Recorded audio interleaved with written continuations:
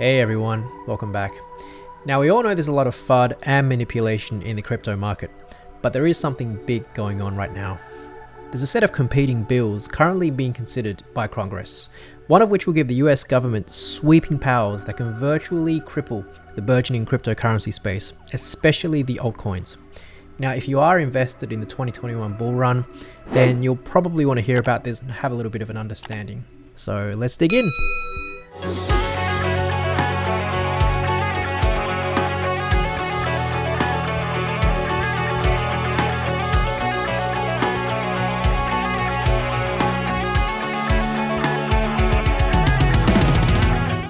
Alright, so this is where it all begins. The Biden administration wants to push a $1.2 trillion infrastructure proposal / stimulus through Congress. Now, part of this is about competing with China, and part of it is about economic stimulus to deal with COVID-19, both of which are understandable. Now, that's all well and good, but where's the funding going to come from? $1 trillion is a lot of money, roughly 5% of the US GDP. Well, the Biden administration thought, why don't we squeeze out some extra tax from the cryptocurrency market? To be precise, US Treasury modeling worked out that roughly $28 billion can be squeezed out of crypto investors over 10 years. Now the problem is, crypto is now too big to be easily regulated.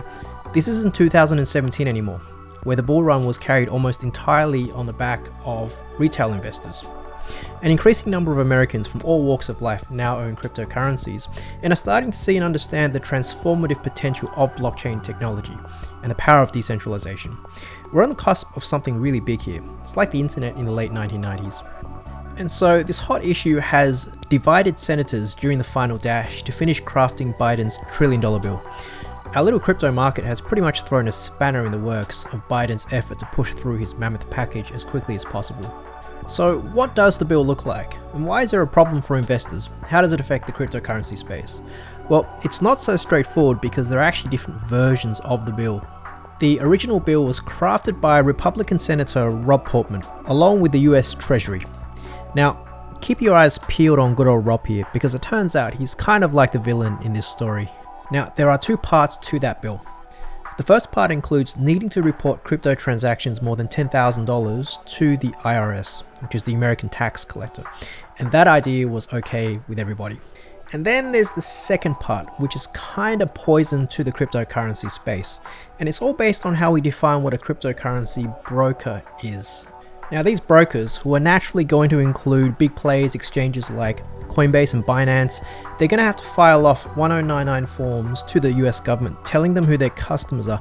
That's fair enough, and crypto industry groups are largely on board with that idea. The big problem is that brokers would technically also include Bitcoin and Ethereum miners, along with Cardano, Polkadot, Binance Smart Chain validators, and so forth. These are the people involved with creating new blocks and keeping the underlying blockchains running. But hold on a sec. This is blockchain technology. How the hell does an Ethereum miner or a Cardano validator identify his or her clients and then submit tax documents to the United States government? It's a ridiculous proposition that would suggest one of two scenarios. Either the bill writers and their puppeteers are completely crypto illiterate and they have no clue what they're doing, or they know exactly what they're doing and want to use this bill as a chance to drive crypto out of the United States. Because if miners and validators can't submit tax documents, they can't do business in the US. By the way, just in case you're new to the cryptocurrency space, proof of work cryptocurrencies like Bitcoin, Dogecoin, and currently Ethereum use miners, where new blocks are mined by solving difficult mathematical equations. Now, generally this takes a tremendous amount of energy and is what got Bitcoin into trouble with Tesla recently. And then we have the newer proof of stake cryptocurrencies, such as Cardano, Polkadot, Chainlink, Binance Coin, and they use validators, where new blocks are minted by staking cryptocurrencies in a pool. This is much more environmentally friendly.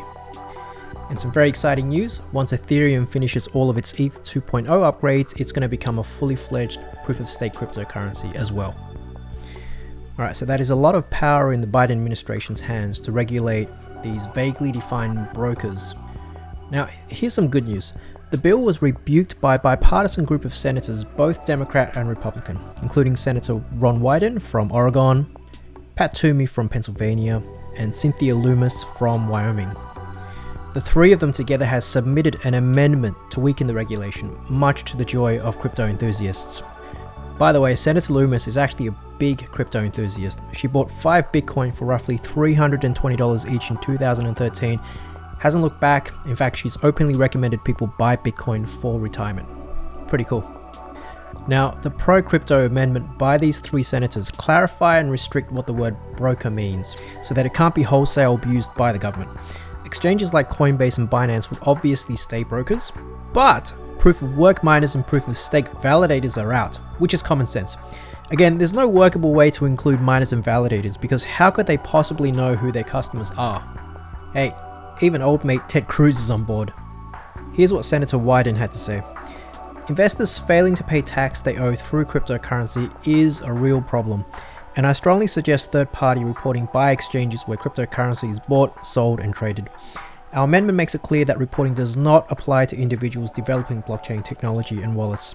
This will protect American innovation while at the same time ensuring that those who buy and sell cryptocurrency pay the taxes they already owe. And here's what Senator Toomey had to say. By clarifying the definition of broker, our amendment will ensure that non-financial intermediaries like miners, network validators, and other service providers, many of whom don't even have the personal identifying information needed to file a 1099 with the IRS, are not subject to the reporting requirements specified. So the ideal behind the Wyden, Toomey, Loomis amendment is as follows. We're going to get the taxes owed to us by crypto investors, but we need to protect the miners and the validators. We need to protect American innovation as well. Now, it's important to note that the Biden administration didn't like this amendment at all. Cryptocurrencies ultimately, especially with use cases like DeFi, they put power back into the hands of ordinary people. So the American government naturally do not want to water down the bill. And so the Wyden Toomey Loomis amendment got some fierce pushback from the government. According to sources, US Treasury Secretary Janet Yellen personally lobbied Wyden on the matter, probably urging him to drop his opposition to the strength of the regulations, not to water it down. And now to complicate matters, do you remember good old Rob Portman? One of the co-architects of the original bill? Him along with 2 other senators came back with their own competing amendment, bipartisan bill. This Portman-Warner-Sinema amendment offers a compromise that offers protection for only proof of work, but not proof of stake cryptocurrencies. So this means that Bitcoin, Dogecoin, and Litecoin miners are protected, but Cardano, Polkadot, Chainlink, Binance Coin, Ethereum, once it reaches Ethereum 2.0, they won't be protected. So there won't be protection for the validators and developers of these cryptocurrencies under this alternative amendment. Now, unfortunately, the White House is throwing its weight behind the Portman amendment too. So what does all of this ultimately mean in the future? Well, we know that Moon Boys will prefer no regulations at all. But long-term investors and blockchain enthusiasts, they want to see the Wyden Toomey Loomis version of the law passed. It allows tax collectors to benefit from the rise of cryptocurrencies while protecting American innovation in the blockchain space. But if the Portman-Warner-Sinema version of the law passes, it's going to be a kick in the guts for a significant part of the altcoin space. It's going to affect the burgeoning DeFi and NFT spaces, and many cryptocurrencies based on proof of stake more generally. Price-wise, we should see a good correction across the crypto market cap and the altcoin space, probably Bitcoin. And at worst, it might derail the 2021 bull run, which recently regained steam after a 3-month malaise. But hey, if the pro-crypto Wyden Toomey Loomis bill gets passed, then the 2021 bull run should probably march on.